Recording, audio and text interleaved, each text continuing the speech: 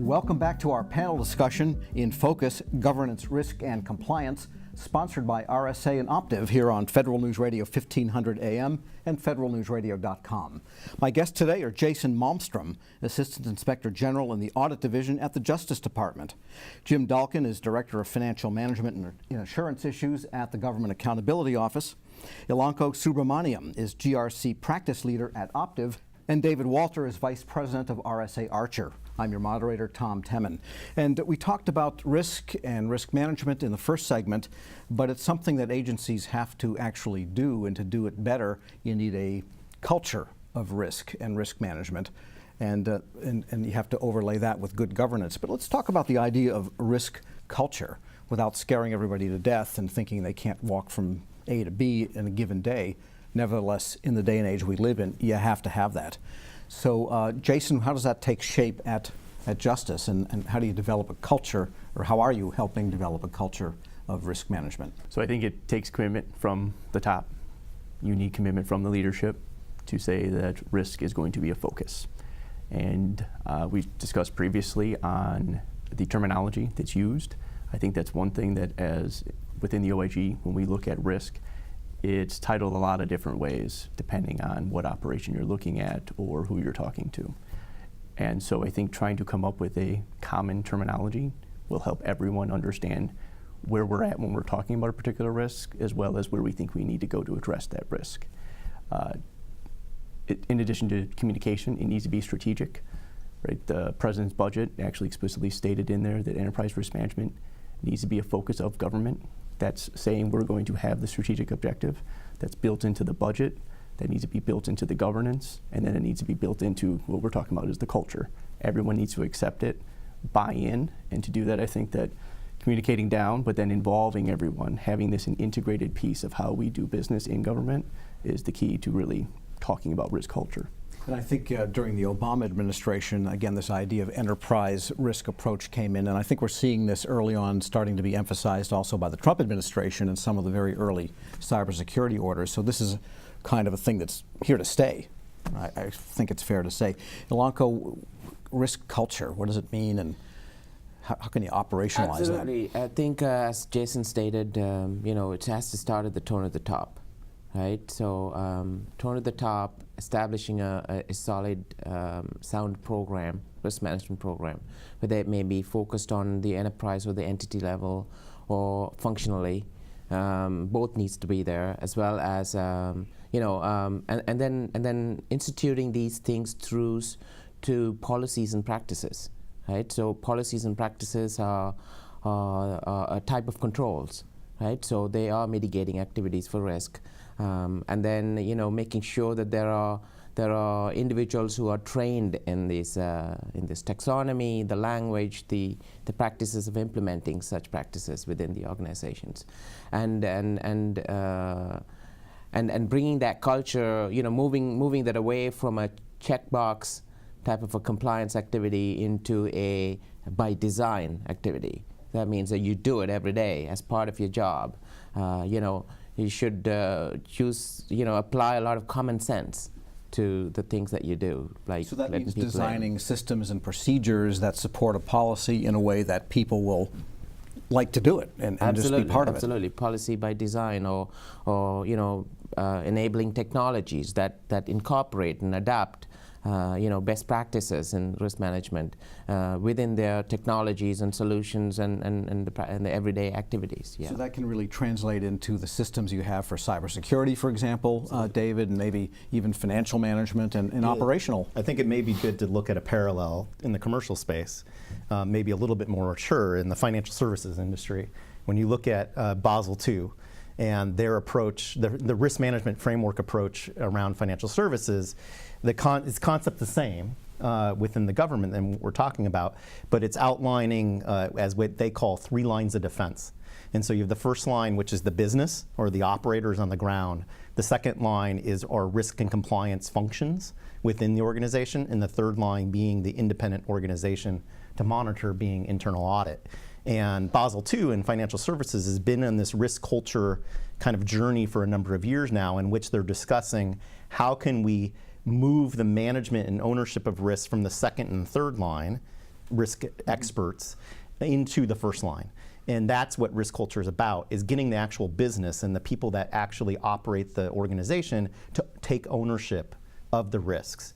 And so in the federal government, I think we're seeing a similar pattern, maybe a little bit less mature, but coming on strong now with the tone from the top, as we talked about in the initiatives that are happening, is now how do we set up programs, procedures, and leverage technology potentially to help actually get the first line of defense, being the missions and the agencies and those programs to actually take ownership of risk and leverage the second line and the third line as more advisors, consultants, and monitoring, and not just taking ownership. Yeah, that's a theme, I think, Jim, in a lot of GAO audits of various aspects of federal agencies, that there is something that management has to do. That's where the recommendations go. But the findings are often based on what you find at the ground level. And so you have that disconnect between what people are doing, what the enterprise requirements are. Nobody's necessarily at fault, well, sometimes, but often people are just, there's a mismatch there. There are from time to time, and it's really, risk is a very global issue. So you could have it at the entity level, at the departmental level, but very often it's when we do our audit work, we find something that's in the program, something is deficient in the program, and those risks may not be quite the same risk. And so you really have to approach it from two different angles. One is that sort of that top-down entity level approach, and the other is more on that operational side. One of the big challenges we have, for example, in the Green Book, where we have a standard that requires risk assessment, is that we'll write the standard, and then shortly thereafter we'll start getting phone calls, and they'll say, well, where's the checklist? So I know I've met the compliance requirements, and they're missing the point, because we want the organizations to really think through what are the risks to my organization rather than that checklist approach. And when it comes to the Green Book, I mean, how closely does that monitor what are best practices in the commercial world? Well, the Green Book parallels the COSA, which is Committee of Sponsoring Organizations, and they set the internal control framework, which includes a risk component. And so if you look at that, they have 5 components and 17 principles. And if you look at the Green Book, we coincidentally have 5 components and 17 principles. So they're very parallel in how they're written. The difference is the Green Book is really customized for government. Now, I do know that COSO is coming out with a new document, which is an exposure right now, and it's called Enterprise Risk Management. And so you have, at one level, you have internal controls, and the Green Book's really about internal controls. The next level is Enterprise Risk Management. So it'll be interesting to see how commercial organizations receive that and what the implications may be on the government level. Because I see the government mainly as a cash accounting type of operation versus accrual accounting, which you find in the commercial world, but there are principles that apply to both. Well, I think there are a lot of similar principles. The federal government does have accrual accounting, but it's really a lot of money going out, and in some cases very, very quickly. So internal controls are the basic blocking and tackling that organizations have, and so that's why it's extremely important in the federal space. You know, I think on top of that, I think this is what makes risk management difficult in the federal government. When you look at how we talked about prioritizing risk, in the commercial sense, it's dollars and cents. It's pretty easy, right? The mission of a commercial enterprise is to make money, potentially. And so measuring risk and looking at risk consistently on a dollars and cents perspective is relatively easy. When you look at the government, what is the mission of the government and how do you measure that? Well, in different agencies, there's different missions and different measurements of what risk is tolerable and risk acceptance that we're willing to live with. And I think that's what it's hard for the government to get. How do we develop frameworks, and leveraging things like Green Book, I think, are good to help us think about producing a framework for thinking about risk according to our missions and the goals in which we have. But it is, I think, like David and Jim said, that the integration of top-down and bottom-up risks is always been there, and establishing a consistent taxonomy and making sure Go that. into that a little bit more. Taxonomy. So, what does a high risk mean? What does a low risk mean, right? Even if you take multiple agencies or organizational business units, right? I mean, what is their understanding? So, what a low risk could be at the enterprise level or at the, larger federal government level, it could be in the billions of dollars, right? A low risk to a small organization or a small agency is not in the billions of dollars, right? So how does that translate? A scale up and scale down, right? What does that really mean? So establishing that taxonomy and making sure that even if you're adopting COSO, ISO, NIST, or different types of frameworks, how do you kind of filter through that taxonomy through these implementations and making sure that the consistent message is translated, right, in all different types of reporting and aligned to the objectives, as David mentioned, is important. Fair to say that taxonomy can translate down to individual functions. I'll just make up an example, say a VA medical center. Well, the surgeons have their version of what's risky. They have to do things in a certain way for the proper medical outcomes. The people that operate the building have to worry about somebody driving a truck in the lobby, just to make an extreme example. Totally different risks and responses, yet they each add up to what is possibly a major enterprise risk. They each contribute to either aiding or preventing you from achieving those overall objectives. All right, so how does that work in a federal agency then operationally? I mean, Jason, how would you like to see justice kind of get that way of thinking? Well, I I think mean, from the Inspector General, you have a little leverage there. a little leverage. We like to probably think we have more. What it truly comes down to is government is moving this way strategically. Okay, we now have a control framework we can use. Controls are great. We need to start there. But controls aren't everything. That's why we've been talking about communication, top down, all these things that really go into developing that risk culture so everyone is committed to that same goal. I think we're seeing that movement.